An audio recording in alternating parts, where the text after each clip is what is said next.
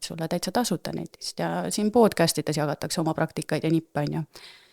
Aga see kõik on nagu justkui selline nagu kulla kaevandamine.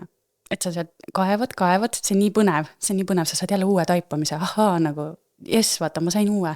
Ja siis see kaevandamine iseenesest annab nagu nii palju seda heaolu tunnet, et mulle tundubki, et nagu ma olen muutunud, ma olen nagu nii teadlik ja kõik on hästi, on ju.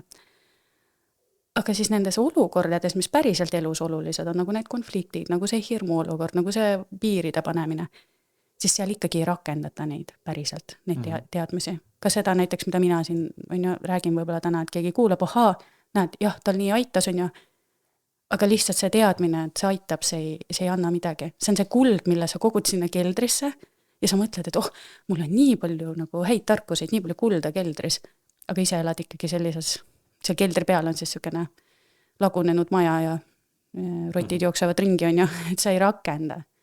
Et inimesed võtavad, võib-olla proovivad midagi rakendada ka, aga siis tuleb see probleem, et ei jääda piisavalt kauaks selle rakendamise juurde, et sa saaks kinnistuda, et saaks sealt uusi tulemusi tulla.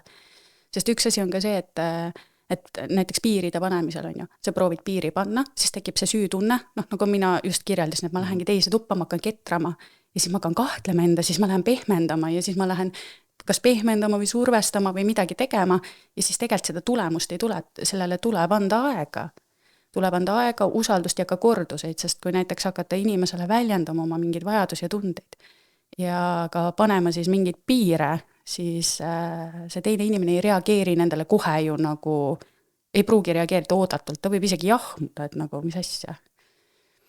Aga see ei tähenda seda, et see piir oli vale kuidagi.